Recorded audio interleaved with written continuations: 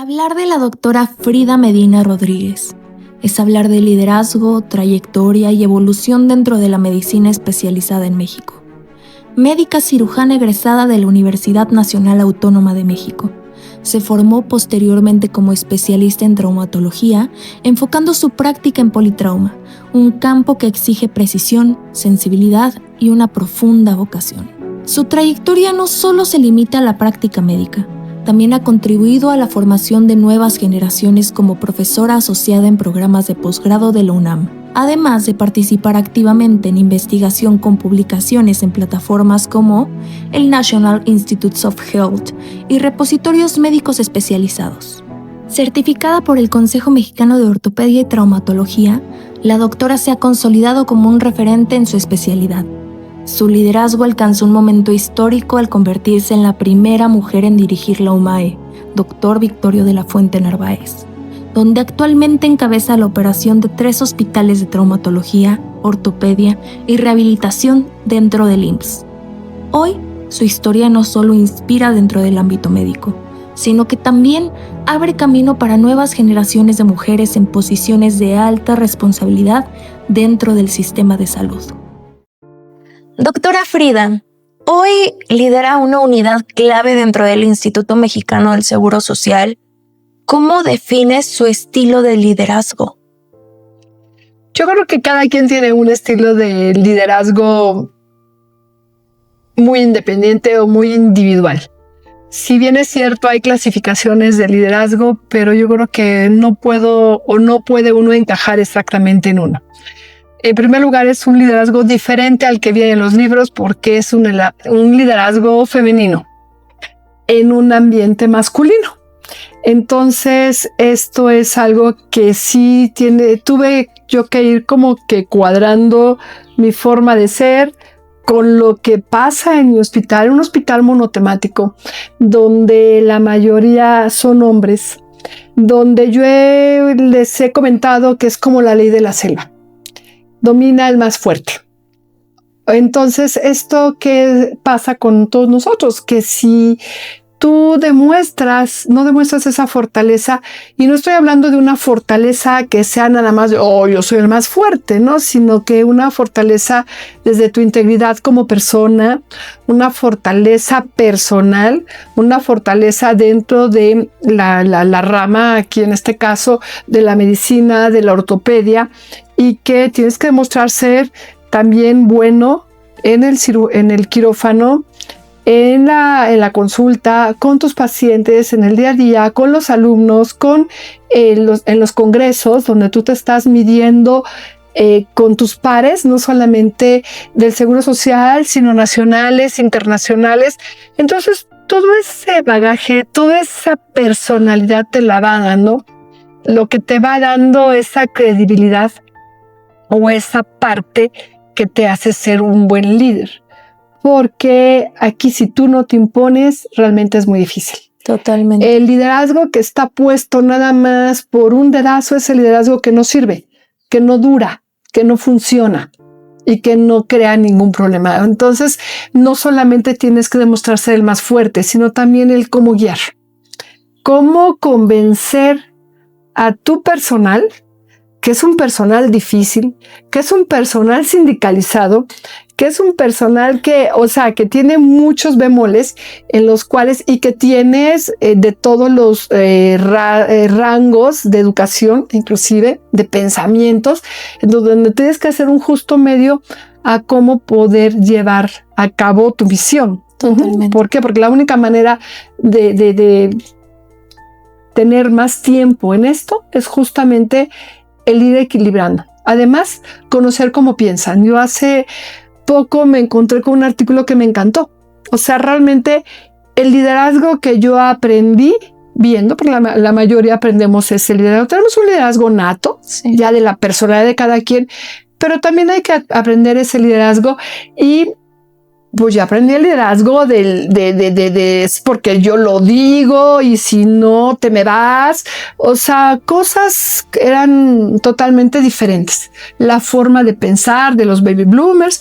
Y entonces, ¿cómo ha sido? ¿No? Ahora con los millennials, los centennials, donde ahora es muy diferente.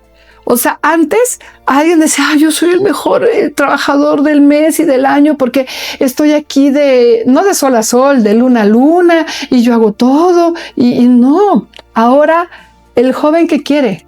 El joven quiere tiempo. El joven es más, o sea, se desespera más rápido con una junta interminable de todo un día. O sea, hay situaciones que son muy diferentes. Y si uno no está dispuesto a ir moldeándose a esto, pues llega el momento en que ya eres obsoleto y por eso ya no sirves. ¿Quieres persistir?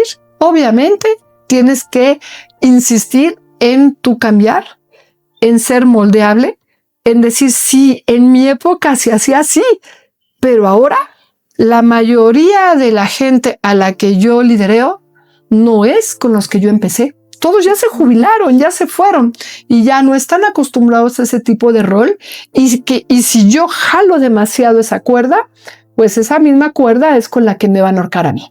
Totalmente de acuerdo. Es muy complicada esta parte de las generaciones, ¿no? Uh-huh. Donde el millennial, y es algo que yo trabajo con millennials. Así es. Donde cambian los roles. Claro. Y cambia el modus operandi al cómo estamos acostumbrados a trabajar. Efectivamente.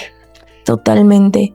Ser la primera mujer en dirigir el UMAE, Dr. Victorio de la Fuente Narváez, marca un precedente. ¿Cómo ha vivido ese proceso? Muy padre. En primer lugar, es un gran compromiso. Porque viéndolo bien, pues parte de lo que hemos batallado las mujeres, pues es ese suelo pegajoso, ¿no?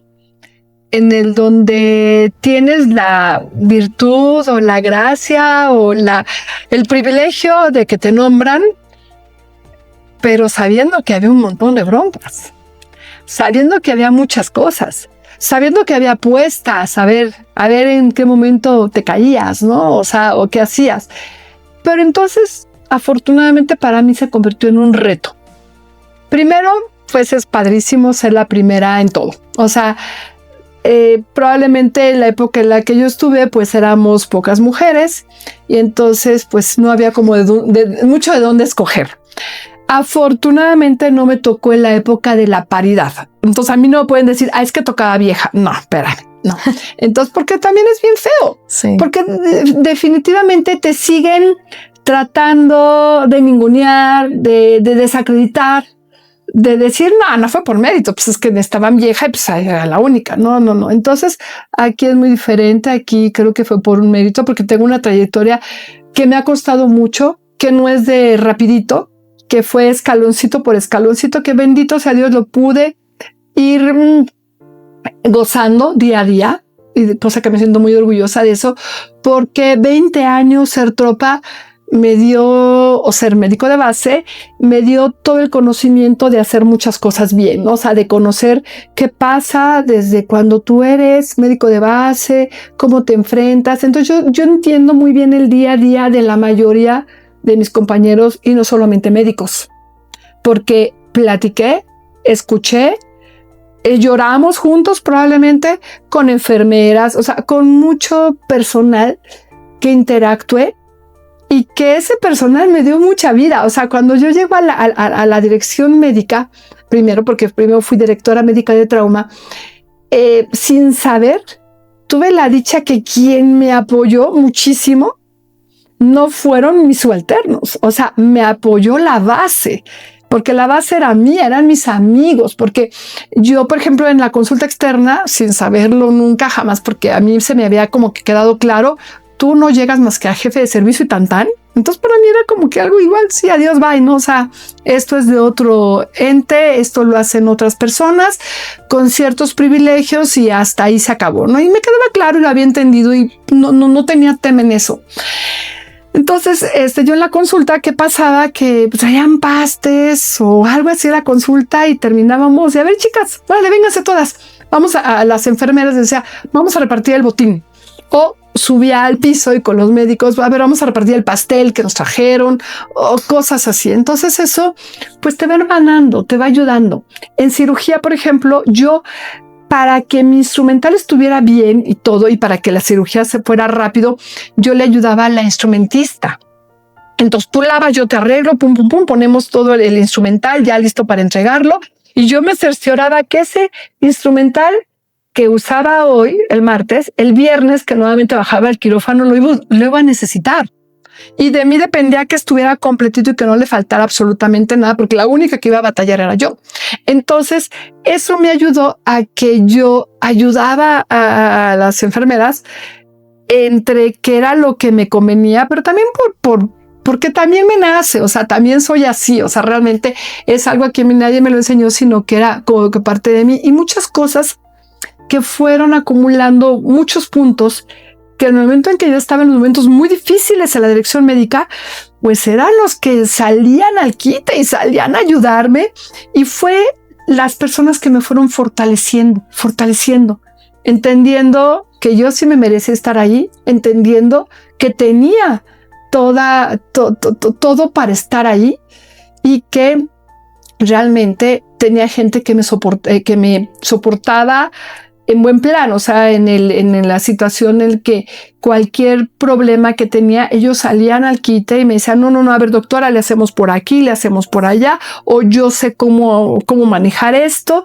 Entonces, realmente a mí eso me dio una seguridad impresionante. Yo dije, qué padre haber sido 20 años tropa, porque eso me hermanó muchísimo con la gente que ahora es la gente que me está apoyando y me está ayudando y me está guiando, porque obviamente uno desconoce, eres médico de base y de tu servicio, pero desconoces otras cosas. Yo no sabía qué tan vasto era todo lo demás, ¿no? Cuando llego yo a la dirección UMAE, por ejemplo, yo decía, pues que si manejo la trauma, esto es lo mío, el politrauma, pues entonces a mí, ¿qué me van a decir que de miembro torácico, de miembro pélvico, no pasa nada?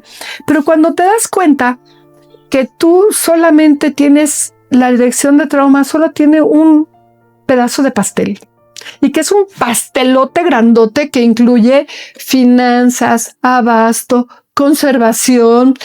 O sea, es cuando dices, wow, o sea, yo pensé que era todo, pero el preentrenamiento que tuve, que lastimosamente a lo mejor fue poquito tiempo, porque fue menos de un año que estuve en la dirección de trauma, la dirección médica de trauma, a mí me ayudó a entender muy bien que no solamente la parte médica es la más importante, que es muy importante que haya diésel, que haya alguien, un fogonero, que le ponga el diésel a la máquina, que esa máquina llegue a la presión suficiente para tener el vapor adecuado, para que los autoclaves puedan estar a tiempo para esterilizar el instrumental, y que hay un grupo de enfermeras que están acomodando celosamente ese instrumental y cuidándolo así para que obviamente salga perfectamente estéril y listo para una cirugía. Que hay un camillero que, si él no lleva a tu paciente hasta el quirófano y lo acomoda, pues realmente tú como médico no vas a poder hacer nada. Y entonces aprendes que si en abasto no compraron el instrumental que tú quieres, el material que tú quieres, tampoco va a llegar. Y que si finanzas no lo pagó, muchísimo menos. Y que si el demás personal que hace a la sala y personal, el departamento personal, no ve que hace falta, pues realmente esto no hace que la cadena fluya. Y entonces una cadenita donde todos son súper importantes, todos. O sea, no hay un solo trabajador de los 4,258 trabajadores que tiene la UMAE, que diga yo, bueno, podría prescindir de él. No es cierto, no. Todos son sumamente importantes, todos son sumamente valiosos, y todos hacen algo que, si lo dejan de hacer, falla la cadena de producción. Totalmente, es desde el peón más chiquito al peón más grande, es lo que hace que esto se vuelva importante, ¿no? Es correcto. La cadena de producción no empieza nada más por altos mandos, empieza desde abajo. Así es. Y qué orgullo escucharla decir eso, que como mujer se lo digo, felicidades, porque no cualquiera se avienta este boleto. Sí. este boleto. Sí, es difícil. Con más de 18 años de experiencia, ¿cuál considera que ha sido el momento más decisivo en su carrera y qué la motivó a especializarse en politrauma? Mira, siempre me ha gustado lo difícil. Siempre he sido una mujer de retos y siempre les digo, no me digas no, porque me sale la Frida que llevo dentro y entonces no voy a descansar hasta demostrar que sí se puede, el cómo sí. Y buscar el plan A y el plan B y el plan C y todo lo que tú quieras, porque realmente la cirugía así es de fascinante. La cirugía tú dices, pues tenemos un dicho muy en los ortopedistas de decir, es un tobillito.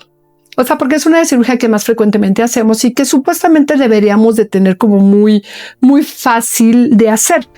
Pero pues llega el momento y te sale respondón y no puedes, y el tobillito, ¿no? Llevas 3 horas y el tobillito. Entonces, o sea, no hay cirugía fácil. Pero sí empecé en la fractura expuesta, que es una fractura que ya viene complicada.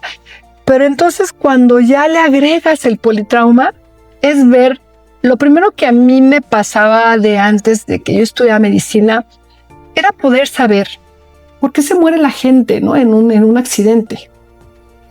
Y al saber cómo se muere, cómo lo puedes evitar. Y así era como que este interés. Y entonces nace toda esta parte de entender el control del daño ortopédico. Y entonces entender que una atención inmediata, adecuada y que te llegue el paciente. O sea, nosotros ahorita todavía al día de hoy, una de las cosas que estoy haciendo ahorita por estar ahorita inmiscuida en este macrosimulacro y no sé qué, no sé cuánto, es que entiendan las ambulancias, los paramédicos, que de un lugar del accidente, el mejor hospital no es el que te encuentras inmediatamente. Tiene que ser el especializado en el manejo del paciente que llevas. Así te tardes 10, 15 minutos más, realmente el paciente tiene que llegar al hospital que debe de llegar, no en el primero. Obviamente, hay urgencias que sí, obvio, en el primer hospital porque el paciente está súper grave, está muriendo y ya llega, pero no todos. Entonces, ¿a mí de qué me sirve que un gran quemado me lo atoren allá por Chalco y entonces después haya mucho problema para su retraslado? Porque son muy buenos allá, pero ellos no están especializados en el manejo politraumatizado o el gran quemado, por ejemplo, ¿no? Entonces, y no estoy diciendo que no, cada hospital tenemos una fortaleza y nos dedicamos a eso, y eso es esencial que el sistema prehospitalario conozca estas fortalezas que tenemos cada uno de nuestros hospitales. Y es lo que estamos haciendo ahorita con el C5 y con esta parte de hacer este simulacro interinstitucional, donde, a ver, ¿cuál es la fortaleza? Tengo un intoxicado, yo no tengo toxicología, se va al Juárez, o sea, realmente esa es una forma en la que podemos hacer una medicina más útil. Entonces, estos pacientes que llegaban aquí llegan aquí politraumatizados a Magdalena, saber por qué se mueren. Bueno, es que hay que manejarlo inmediatamente, controlar el estado de choque y todo eso. Entonces empezamos a ver, bueno, ¿qué más? Es que los huesos que no los estás estabilizando, pues hay que estabilizarlos para detener la respuesta metabólica al trauma. ¿Y qué más? Y entonces empezar a ver y que no te embolice el paciente. Y entonces vemos que la mortalidad se cae la mortalidad. Entonces empezamos a salvar un montón de vidas. O sea, el paciente, porque la mortalidad tiene una forma trimodal, o sea, el paciente se muere o en el lugar del accidente por un estallamiento de vísceras y ya se muere llegando en el traslado o llegando a un hospital por lo grave que viene, o se muere 3 semanas después. Esa es la peor, porque el paciente ya la libró del accidentazo, ya la libró de la llegada, ya estuvo en la terapia intensiva. Pero si nosotros no manejamos bien este paciente en esta parte, nos va a cobrar la factura muriéndose 2 o 3 semanas después. Y entonces eso si todo el mundo ya cantó victoria, ¿qué pasó aquí? Entonces era como que cómo detener esta parte, porque esta parte ya está dentro del hospital. Lo que pasó antes no lo sabemos, no podemos, pero sí podemos controlar ya lo que viene para acá. Y entonces empezamos a ver control del daño, hipotensión permisiva, empezamos a ver todas estas cosas que van haciendo que todos estos pacientes vivan, porque eran los pacientes que nos llegaban a nosotros. Claro. Y ya era una responsabilidad mía que ese paciente sobreviviera.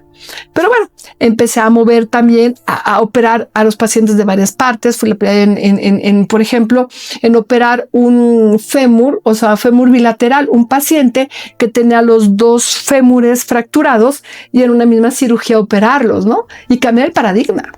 Porque en ese momento llega el jefe del quirófano, Frida, ¿te has vuelto loca? Entonces, no. ¿Y cómo le da al paciente? El paciente, usted lo entiende, son abogados. Entonces, el paciente bloqueado, oyendo. ¿Y cómo le era al paciente? Obviamente bien. Yo ya había hablado con el paciente porque el doctor Reyes Gallardo, mi jefe, me había dicho, tienes que hablar primero con el paciente, con los familiares y todos estaban conscientes. No se ha hecho, pero esto se hace en el mundo. Y yo me siento capaz de poder operar los dos fémures el mismo día en el acto quirúrgico. Y entonces a romper esa parte. Al día siguiente, afortunadamente todo salió bien y no hubo ningún problema. Al día siguiente, cuando yo voy saliendo del elevador, el jefe de servicio venía de ver a mi paciente. Porque era algo así. Afortunadamente me tocó un paciente bellísimo, llego y el paciente así como en Acapulco, así. ¿Qué pasó, doctora? ¿Cómo está? ¿Se acuerda el doctor que llegó ayer y que dijo yo? Eso sí lo escuchó. Pues ya vino a verme y mire, yo ya estoy moviendo. Entonces, realmente muy padre. Y empezamos a romper ese paradigma.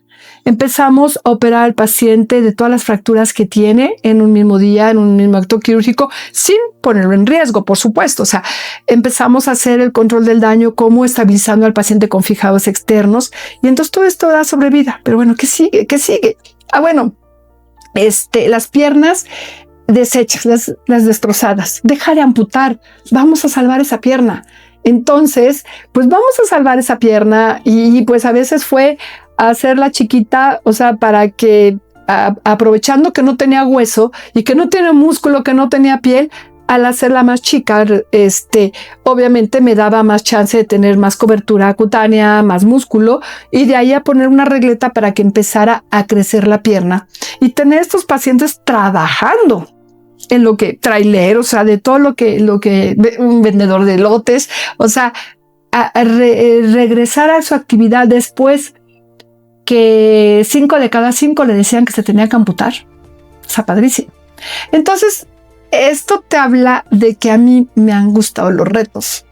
Por supuesto que cuando a mí me ofrecen dije, wow, eso es un súper reto, pero pues ¿por qué no? ¿Por qué no lo voy a lograr y por qué no lo voy a hacer si ya me había dado cuenta que tenía lo más importante?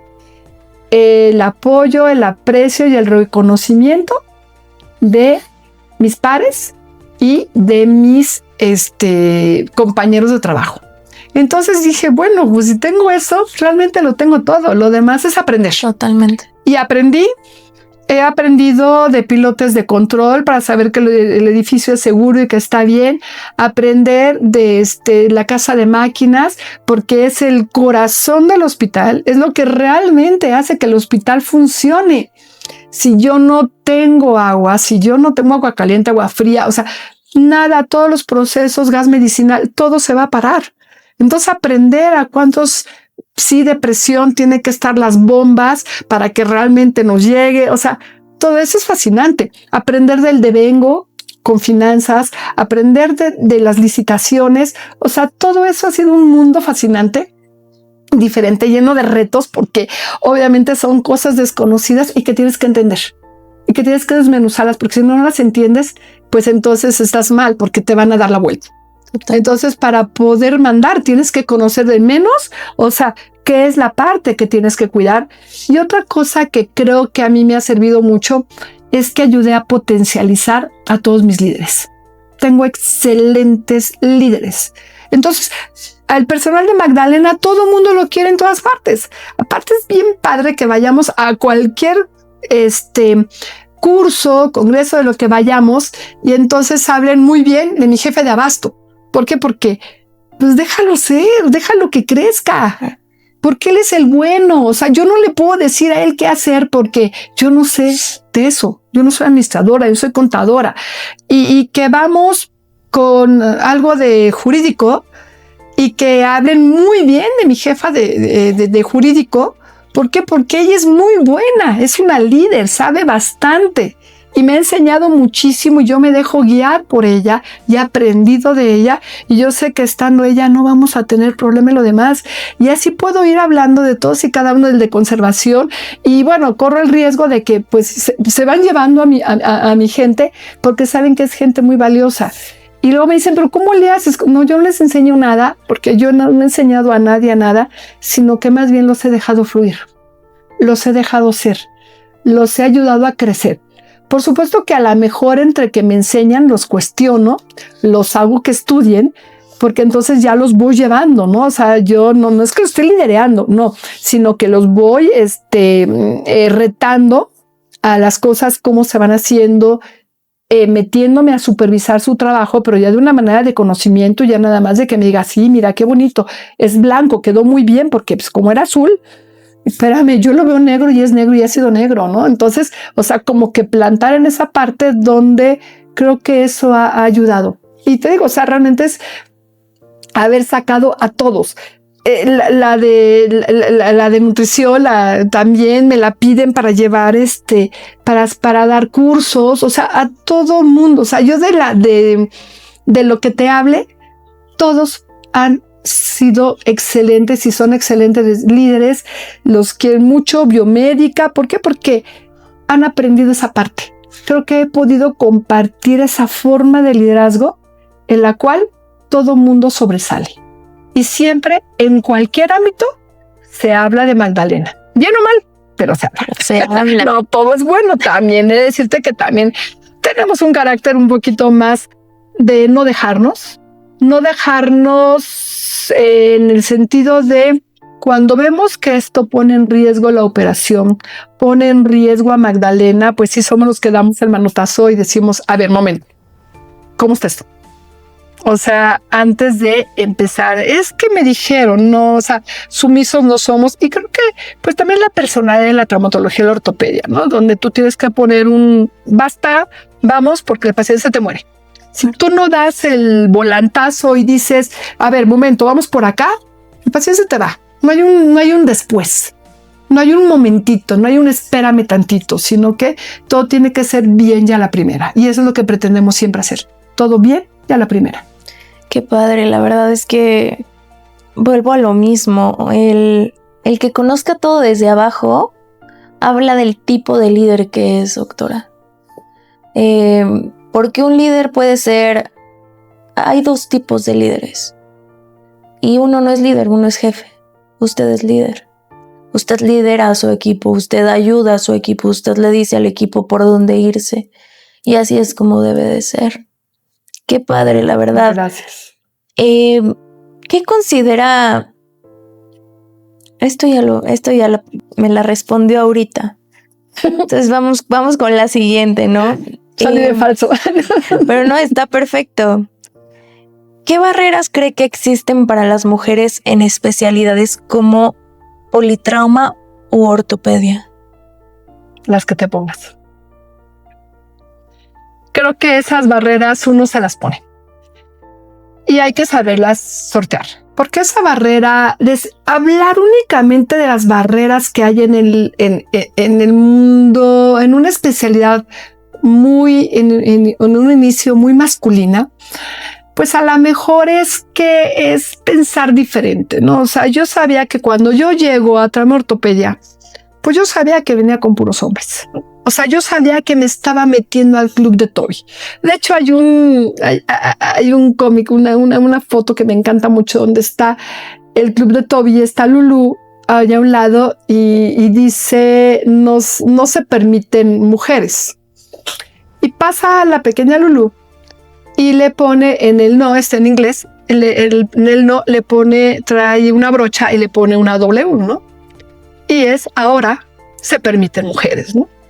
Entonces ese es el reto, o sea, ahora se permiten mujeres. Y tan así que estoy aquí y tan así que voy a contendí para la presidencia del Colegio Mexicano de Ortopedia. Igual, voy a ser la primera, primero Dios, voy a ser la primera mujer presidente del Colegio Mexicano de Ortopedia. Entonces, es esta parte de decir el cómo sí podemos las mujeres.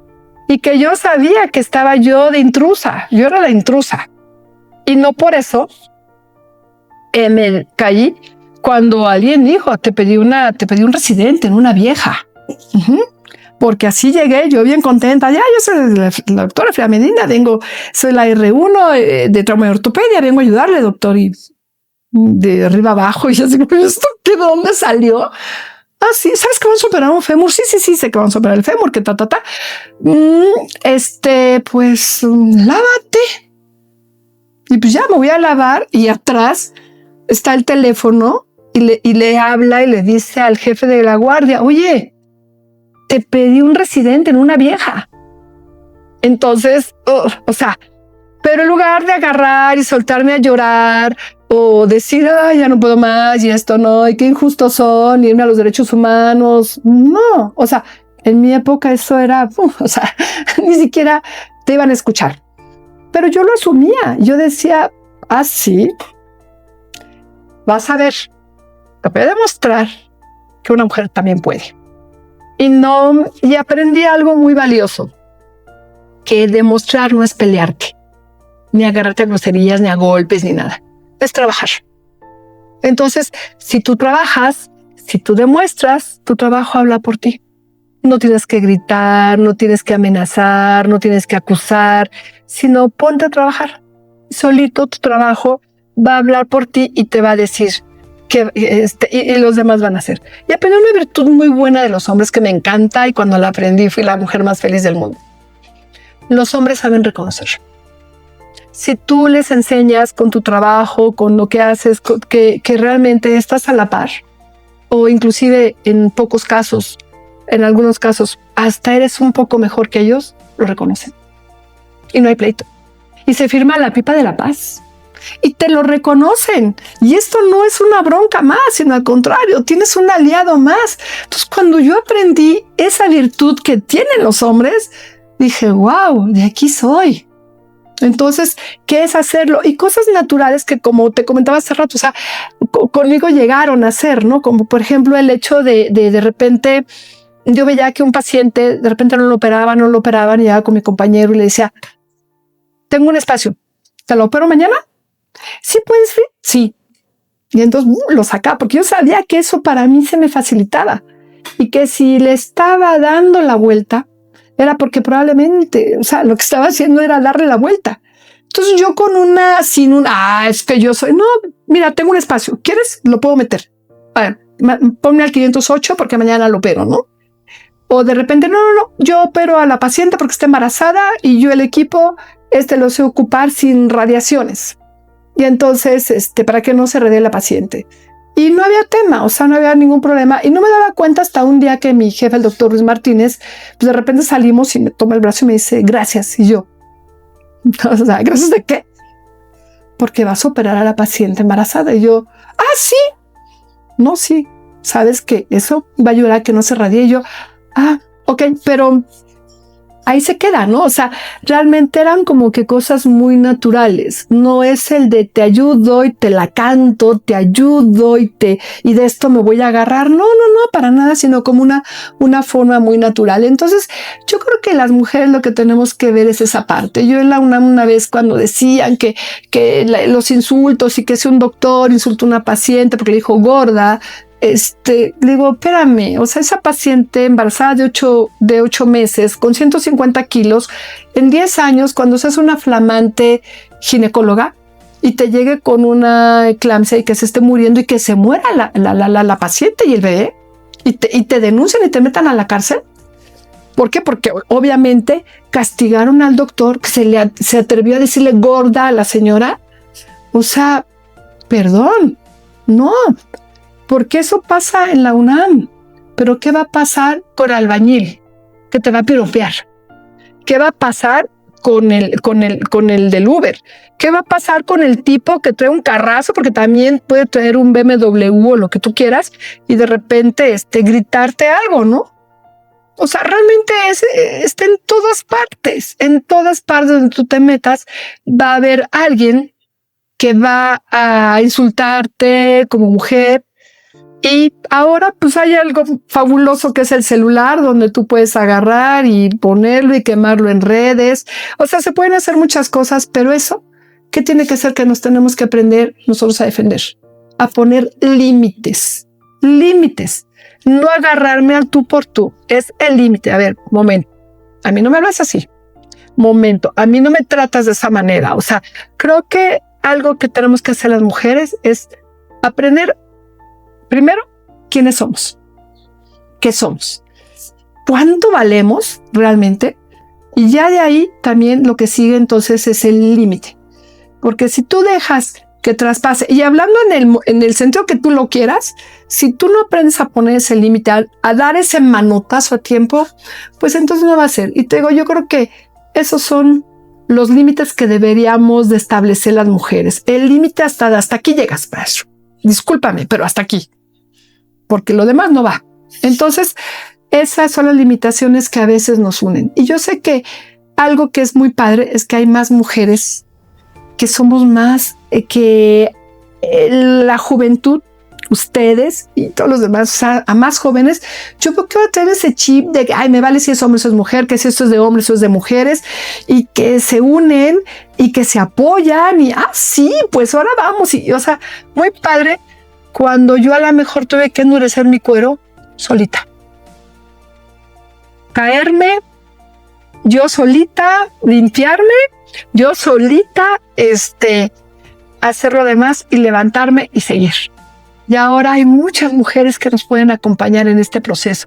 Y lo están haciendo muy bien. O sea, yo estoy en un grupo de mujeres ortopedistas y a mí me tienen fascinada. O sea, en ese grupo yo vivo fascinada viendo todo lo que saben, todo lo que hacen, todo lo que son capaces de hacer, y esta unión que se tiene sensacional. O sea, realmente yo gozo mucho ver ese chat, porque a veces hasta a mí me da pena intervenir porque yo me siento totalmente obsoleta de ver lo avanzadas, lo inteligentes y lo bien que ahora manejan todas las cosas. Totalmente de acuerdo. La mujer es una guerrera. Sí. Es una guerrera. Uh-huh. ¿Nos podría contar? Esto sí es un poquito más relacionado a Promenal. ¿Cómo comenzó su relación con Promenal y por qué eligió a Promenal? Bueno, podría decir que Promenal nació junto conmigo, o sea, vamos de la mano. Nos tocó compartir experiencias, afortunadamente, todas buenas. Eso también es algo que, bendito sea Dios, que ha sido así. Conocer el trabajo de Promenal, saber lo que hacían, o sea, ver a Gerardo Mar trabajar, o sea, realmente fue impresionante. Cuando él exponía y platicaba lo que nos puede pasar a los médicos, pero algo que a mí me encantó y me hizo un clic impresionante. Cuando, a ver, doctores, cuando ustedes traigan una bronca, por favor, callen la boca, háblenme a mí. Estén o no estén en Promenal, este es mi celular, me hablan, se comunican con nosotros, y antes de que emitan cualquier cosa, antes de que se salgan del quirófano, por favor, háblenme. Y yo les voy a decir qué vamos, o sea, me cuentan cómo están las cosas. Y yo les voy a decir qué vamos a hacer. No importa que no estén con nosotros, no importa. O sea, híjole, eso creo que a mí fue lo que a mí más me enganchó. Esta apertura de esa sensibilidad de poder decir, no, si tú eres mi cliente, no, pues, ¿ves? Te amolaste, yo te dije, si tú no te asegurabas, ibas a tener broncas, ¿no? No, aquí esta parte, esa apertura en los momentos yo creo que más difíciles, porque yo siempre he dicho, yo no puedo imaginarme a un cirujano en la mañana rasurando, voy a fregar un paciente. No, eso no cabe en ninguna cabeza. Entonces, cuando lo oigo de pacientes, de familiares que dicen eso, para mí yo convulsiono ante eso. Pero saber que tienes un aliado, saber incondicional, que no te está diciendo, pero tú no quisiste estar conmigo. O decía, o inclusive, si la competencia no te contesta, de veras, esta parte fue, y que me consta, porque después tuve compañeros que de repente, ¿sabes qué? Háblale, Gerardo, te comparto el teléfono, mira, háblale, y ver que salió, no, pues a mí, encantada. Entonces de ahí no tengo ojos más que para Promenal, porque lo he visto en carne propia. O sea, lo he visto, gracias a Dios, y espero, y acá está la madera para tocarle. Totalmente, sí, toquemos madera. Sí, que nunca jamás, pero verlo y ver la rapidez con la que actúan, la honestidad, el acompañamiento, porque te sientes solo y nadie se quiere ni siquiera acercar contigo. O sea, yo lo he visto porque no quieren inmiscuirse. O sea, nadie se atreve a hacer una nota contigo para que realmente salga. Mira, es una colegiada, es para que nada. Entonces, sí, son procesos muy difíciles. Yo he visto a muchos de mis compañeros que se han venido abajo, no han vuelto a entrar a un quirófano, por ejemplo. O sea, cosas donde una mala interpretación o una alevosía de un paciente, de un familiar de un paciente que quiere sacar esta ventaja, pues puede terminar a veces con un gran médico. Obvio, cuando estás en un problema, pues pides auxilio y ves que todo el mundo se voltea y así como dicen, no cruces mirada. Sí. Híjole, yo creo que eso es lo más horrible que te puede pasar, y lo he visto con mis compañeros, donde todo el mundo se hace ojo de hormiga, y conocer a alguien que te diga, vamos, yo te ayudo y vamos juntos en esto y vamos, o sea, no, es que yo no estoy contigo, yo no pagué. Eso para mí fue muy significativo y creo que es muy bueno, lo aplaudo, yo creo que lo voy a aplaudir toda mi vida. Muchísimas gracias. Ahora, ¿qué legado le gustaría dejar tanto en sus pacientes como en su equipo? El que sí se puede. Bien, ya la primera. Es un dicho muy mío en el que me gusta que las cosas salgan bien y que le tenemos que buscar. Y que es nuestra responsabilidad, a ver, ¿cómo le hago? Pero sí se puede. Yo siempre les digo, sí, tú me dices cómo no. No. Vamos a hacer, ¿cuál es nuestra misión? Buscar el cómo sí, buscar el único puntito blanco que hay en toda esta oscuridad. El único. Y vamos por él. Y hemos aprendido, y han aprendido mi equipo, a encontrar el único punto blanco que hay. Y ahí vamos por él. Y entonces yo creo que eso se vuelve un deporte. Una parte donde todos dijeron que no. Te digo, tema, por ejemplo, empezar con las amputaciones.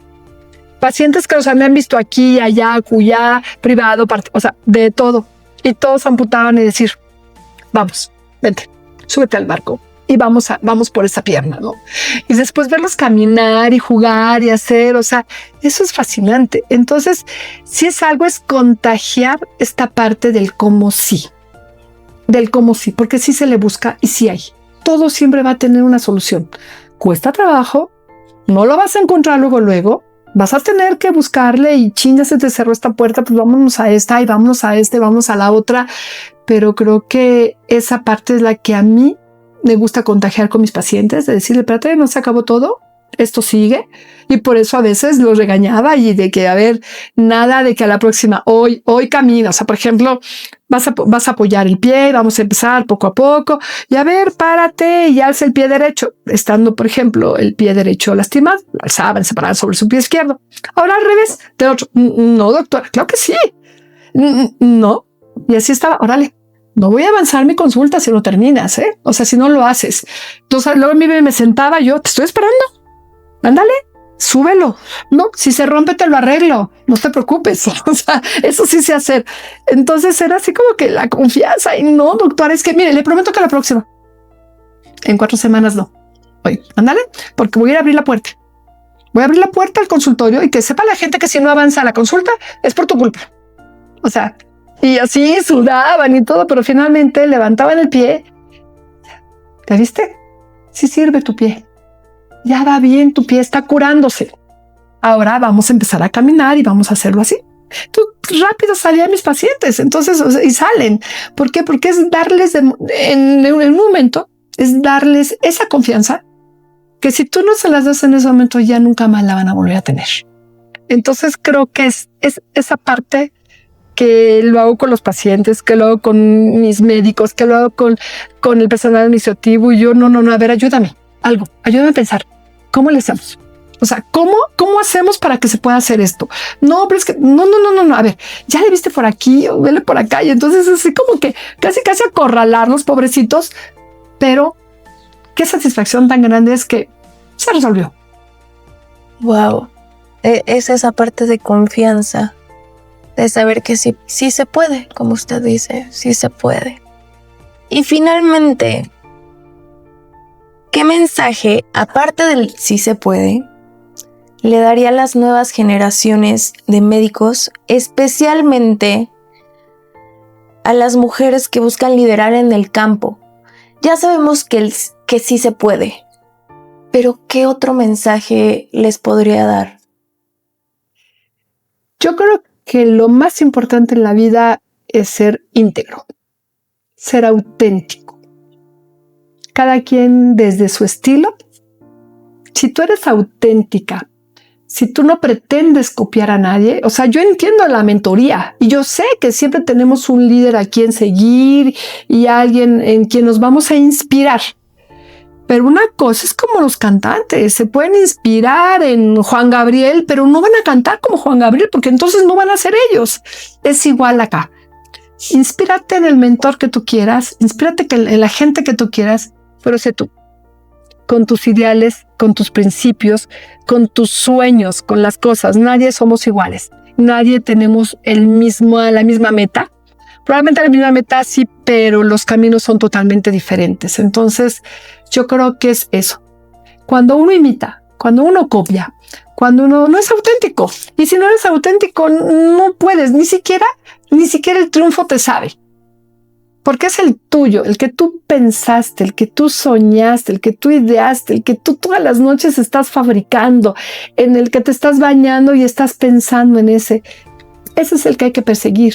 Y nos vamos a caer y uno va a salir y otra vez. Y a veces sí siente uno que está jugando serpientes y escaleras y ya vas hasta arriba y de repente ya estás hasta abajo y no pasa nada. O sea, vamos otra vez. Y yo creo que cuando eso pasa, cuando las cosas no son tan fáciles, mi papá decía, lo que fácil viene, fácil se va.